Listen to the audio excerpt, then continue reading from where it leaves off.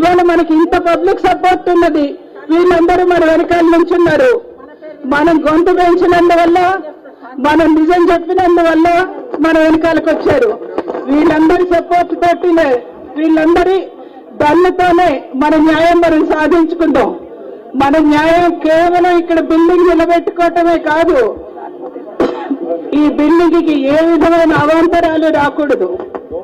2004లో permission వచ్చిన building ని, అప్పటికి బఫర్ జోన్ అనే మాట లేని బిల్డింగ్ ని బఫర్ జోన్ లోకి దోస్తామంటున్నారు. అమ్ముకోవడానికి, కొనడానికి, బ్యాంక్ లోన్లు తీసుకోవడానికి వీలు లేకుండా చేస్తున్నారు. ఇవన్నీ వెనక్కి తీసుకునేదాకా మన బిల్డింగ్ను మనం నిలబెట్టుకున్నట్టు కాదు. మన ఆస్తుల్ని మనం కాపాడుకోవాలంటే, మన నివాస హక్కుల్ని మనం దఖలుపరుచుకోవాలనుకుంటే పోరాటం ఇప్పుడే మొదలైంది.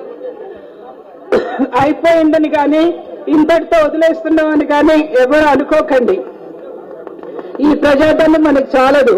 జాతీయంగా, అంతర్జాతీయంగా నివాస హక్కుల కోసం పోరాడుతున్న వాళ్ళతోటి మన సమస్య చెప్పుకుందాం, వాళ్ళ దాన్ని కూడా తీసుకుందాం. సరే, నేను అందరికంటే ముందు మాట్లాడతాను అనుకోలేదు, అందుకని నాకు కూడా కొంచెం ఇబ్బందిగా ఉంది మాట్లాడతాను. నేను అన్ని చెప్తానని అనుకుంటున్నాను. మనకు కావాల్సింది, మనకి సంపూర్తి నివాస హక్కులు. మనం బఫర్ జోన్ లో లేను. మనం ఒక్కటే చేద్దాం, ఏ గాంధీ గారి పేరైతే వాళ్ళ స్వార్థం కోసం తీసుకున్నారో ఆ గాంధీ గారి పేరే మనం రక్షణ కోసం తీసుకుందాం. మనం గాంధీ పేరు మరవద్దు, దేనికి వెరవద్దు. శ్రీ గాంధీ నామం మరువం మరువం, సిద్ధం దేనికి వెరువం వెరువం.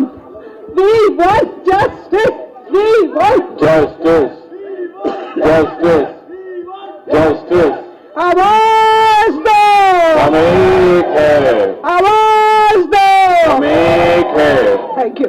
థ్యాంక్స్ అమ్మా, థ్యాంక్ యూ. మీరు తీసుకోండి. Thanks madam. ఇప్పుడు మా అపార్ట్మెంట్ పెద్దమ్మ గారైనా లక్ష్మీదేవి గారు మాట్లాడతారు.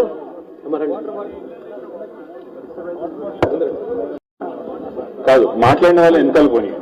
హలో, మా అపార్ట్మెంట్లను కూలుస్తామని అంటున్నారు. మా అపార్ట్మెంట్ల దగ్గర రావద్దని నేను వేడుకుంటున్నా.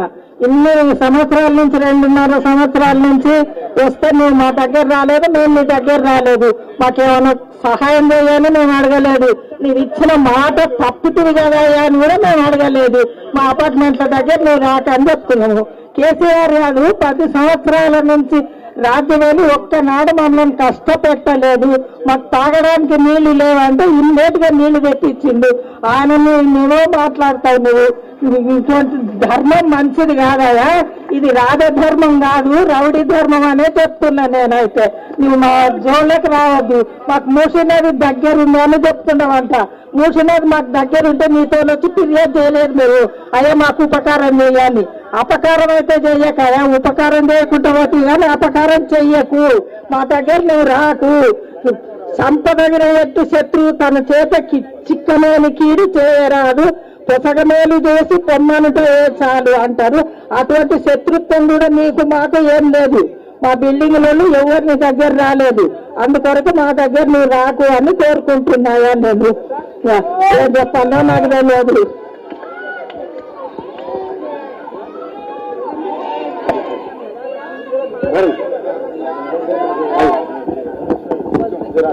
Good morning to you all. Just one thing I want to say to you all. We want justice. We want justice. We want justice. Down, down. Down, down, Congress. Down, down, Congress. Down, down, Buddhism.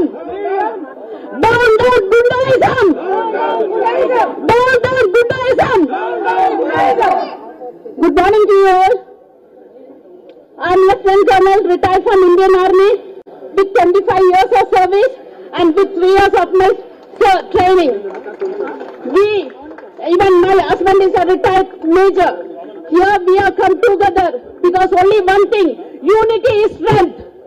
He cannot do anything if we all join together. He cannot do a single hair from my head. So please, it's a humble request from my side. Please join together, be unity. Unity is strength. Please, I request you all, we have to remove his chair. Next time and in his life, he shouldn't come to this power.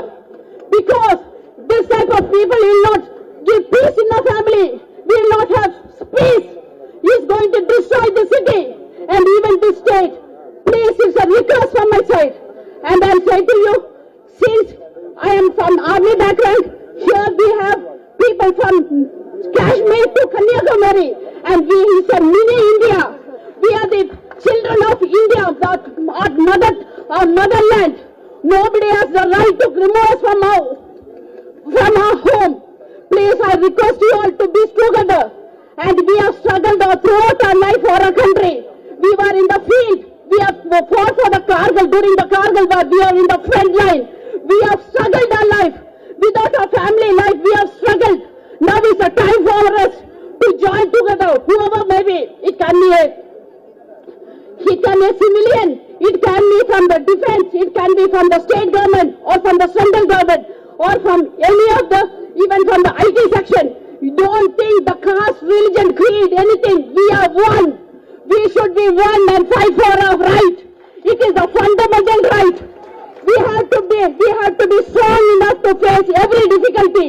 Without him, we should know these people are strong. He should run away. Seeing us, he should run away. He shouldn't come back. Maybe he's a gunda, whatever it is. We should look at us, stand off us, and he should run away. This is the only humble request from my side. And only one thing, before apartment I'm saying, 2004, the approval was given. 2004, whatever was the buffer zone, we will follow to it. Not that every year he will change the buffer zone, and we are not fools to listen to it. It's only a humble request. Thank you.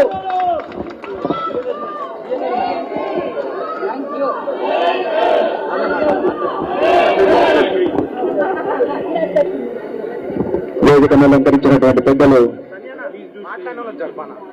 KT Ramarao గారికి, అలాగే సత్తా ఇంద్రారెడ్డి మేడంకి, కార్తికేయన్నకి, మిగతా పెద్దలందరికీ,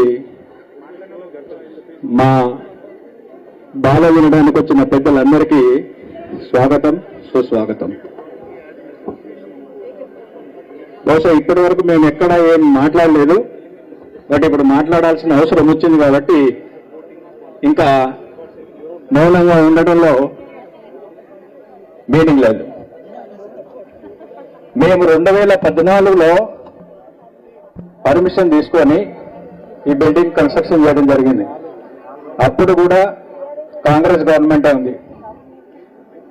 betterment charges కిందనే ఇప్పుడు ఏదైతే LRS అంటారో 11,16,680 రూపాయలు కట్టి, అది చిన్న అమౌంట్ ఏం కాదు, కట్టి పర్మిషన్ తీసుకొని దానికి బఫర్ అనుకోండి, ఎఫ్టీఎల్ అనుకొని, ఏది లేదని సర్టిఫికెట్ కూడా తీసుకొని ఈ బిల్డింగ్ కన్స్ట్రక్షన్ చేయడం జరిగింది, ఏ లిటిగేషన్స్ లేకుండా.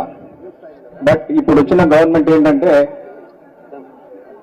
గాంధీ సరోవర్ పేరు అనేది పెట్టేసి మనల్ని ఇబ్బందులకు గురి చేస్తుంది.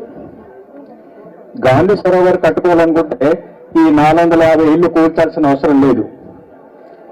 మన వెనుక చాలా ప్లేస్ ఉంది, కొన్ని ఎకరాలు ఉంది, అక్కడ చేసుకోవచ్చు. కానీ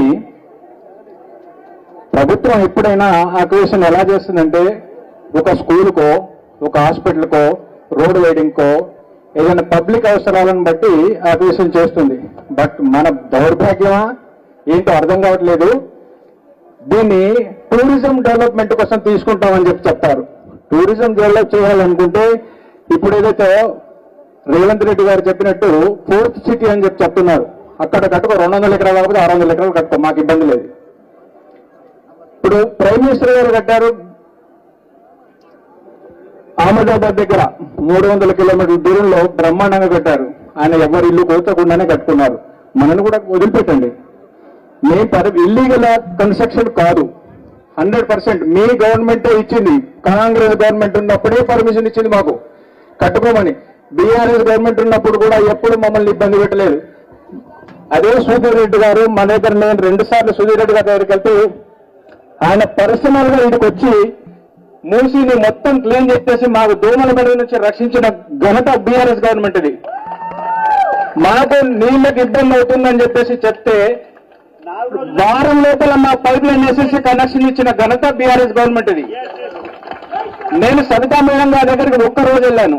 ఒక్కరోజు అయితే మన మెయిన్ గేట్ దగ్గర రోడ్డు వేయించిన ఘనత బీఆర్ఎస్ గవర్నమెంట్ అది.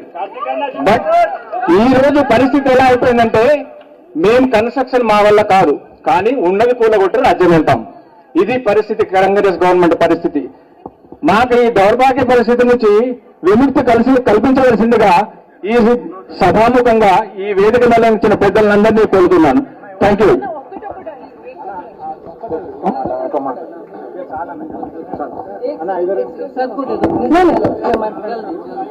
నేను ఒక్కటే పాయింట్ చెప్పాలనుకుంటున్నాను.